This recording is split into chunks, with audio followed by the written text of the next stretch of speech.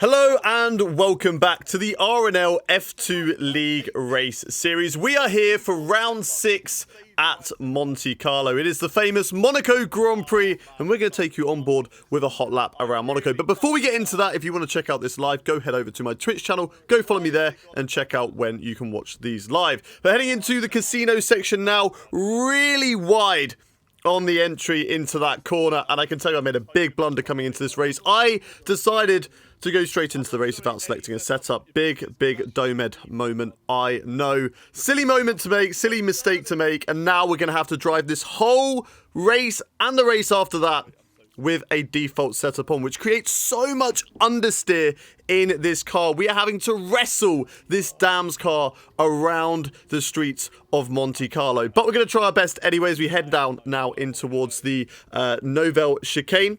We get that through the corners there, quite nice and tidy, not too bad at the end of the day. We seem to get to grips with the car quite quickly. We're not going to be quick around here, but if we can maybe just keep it out of the barriers, we can gain a lot of points on some other drivers as we get very nice there through the second part of the swimming pool section. In towards Raskas, one of my least favourite corners on the game. I always seem to lock up in there, but that was not too bad through Raskas this time around. As we come down onto the start-finish straight, and you're going to see how far off we are on pole position. That was about 3 seconds slower than the leader, and it was indeed 3 seconds slower than Seal. Well, actually, you know what? 2.9. 2.9. I give myself the benefit of the doubt, but 2.9 seconds slower than Seal. Ruta in second with Beaker third, Mark in fourth, and Foxy, another one of my championship rivals, in fifth. But we're down in 7th position. It does mean that we're going to be starting higher up the grid for the sprint race. As you can see, with P4 for the start of the sprint race. We've got 5 red lights from P4, and it is away we go. Long on the lights there as Vegas gets a really slow start off the grid. We go round the outside, go 3 wide. We're currently up into P2, down into P3, and then for some reason, Burrito Bandito and Hardy F1 coming together into the barrier, and we just had nowhere to go. We were a victim. We were a passenger in that collision. And unfortunately, we've got a huge chunk of front wing damage. But because everyone was so close together in this race, it's meant that I think a lot of drivers actually do have front wing damage. We go for an overtake on Hardy up the inside and towards Mirabeau, and then round the outside of the hairpin. He has a little look up the inside there, but we get the job done on the apex. Now hunting down Tommy P, who I believe has a lot more front wing damage than us. Really struggling to get the car through the corners. As you can see, that end plate on the left is completely gone. We don't go side by side through the tunnel because it's not a good idea to do that, as then Marken launches it around the outside into the Nouvelle chicane. I try to give him a bit of room. It's very tough through there, especially when we've got no setup or any downforce from our front wing either. But Marken looking like he came out of that unscathed. No real damage, I think, on his car. And then another mistake from myself here on lap 2. Just getting a little bit too eager at the hairpin.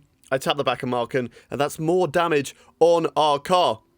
Marken all over the place out of the Raskas chicane. He's now getting really held up here by Tommy P. Tommy P holding him around the outside. Tommy P holding the inside line, but Marken switched it back over to the inside line. Tommy P late on the brakes, and he makes the corner. Fair play to him. Marken actually really struggling to get past the high-tech driver, I believe that is, of Tommy P. But Marken now again having a look up the inside. We then go round the outside of Mirabeau. It's 3 wide, almost as Beaker having a little look. He's now going round the outside of the hairpin, and we really struggled to get through the corner there, but we take the inside line, and there's a little bit of contact between the two of us, but it's not too much at the end of the day. And Beak actually has a 2-second time penalty as well, which is good news for us. He is a championship rival, and he's been overtaken by Ruta. So if we can maybe stay ahead of him, gain points on Beak, who's now got 7 seconds of penalties, that'd be great news for us. As Marken having a look on Tommy P now, big dive up the inside into the Nouvelle chicane, go side by side. Tommy P holding the inside line, but Marken, at the end of the day, simple overtake from him. He had to be patient. It took a while to get past, and then we're just going to slide it up the inside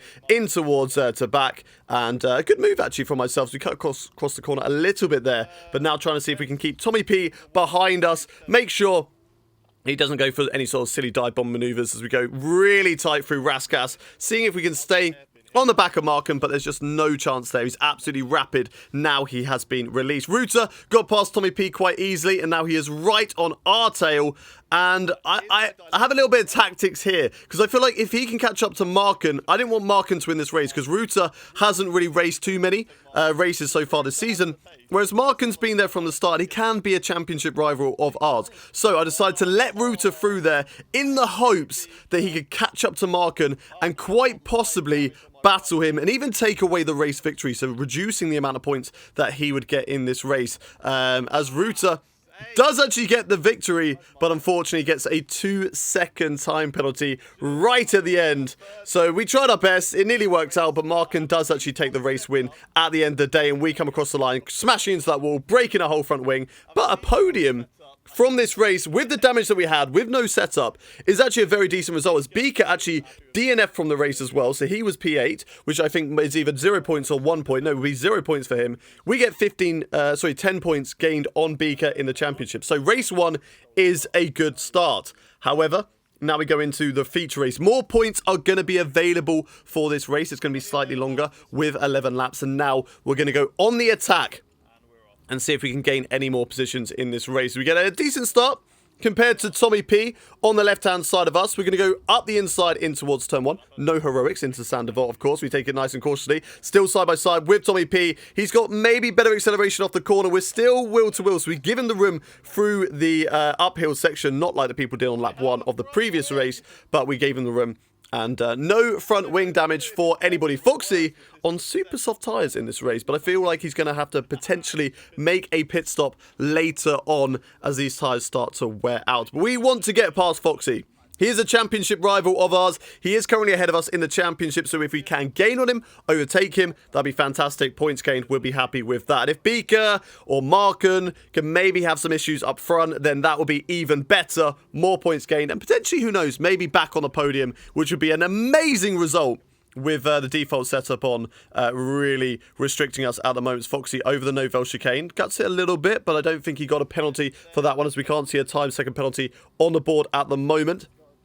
And just holding it on at the moment as a big spin from Foxy through the swimming pool section, and we will say thank you very much for that. Beaker has a 2-second time penalty, but just look at the pace that the leaders have. So this race, of course, they're not being held up by us back markers who are slightly slower, and obviously Monaco, as we all know, is very, very difficult to overtake around here. So there's no need for that, and they're just running off into the distance. Look at that, 15 seconds up the road now, as we're going rather slowly to just go side by side with Foxy. We got a little bit bored in this race, so we thought, you know, we're on the comms always with Foxy. Let's go wheel to wheel. Let's see if we can go wheel to wheel for a whole lap with Foxy, as Foxy goes up the inside now, and we're going to go round the outside through Sandoval, holding it wheel to wheel between the two of us. We get better acceleration. I guess we just shifted up to gear at the right point there. So still wheel to wheel, very, very close up the hill, but now up the inside through the casino section. But Foxy still there on the right-hand side, so we're going to have to go around the long way, as Marken now 21 seconds up the road. Tommy P potentially getting involved in this battle as well. We go round the outside in towards Mirabeau,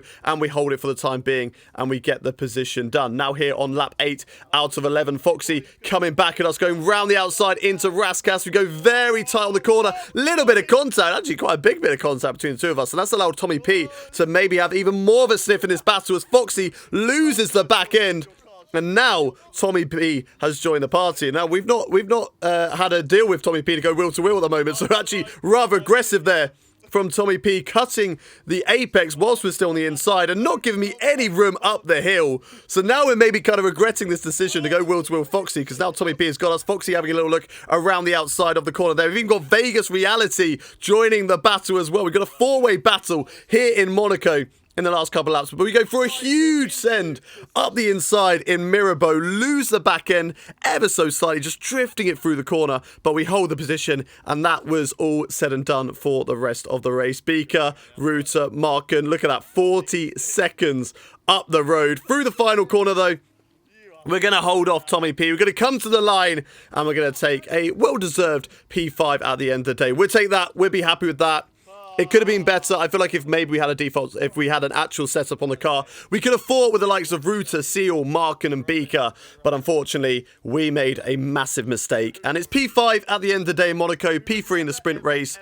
And looking at the Drivers' Championship, we are now 20 20 points away from, over 20 points away from Beaker at the moment. So quite a lot of points behind the championship leader, with Foxy in second, but only 4 points behind Foxy. But that's going to do for this episode. Remember, you can go check these out live if you head over to my Twitch in the link in the description. But until next time, it's goodbye from me.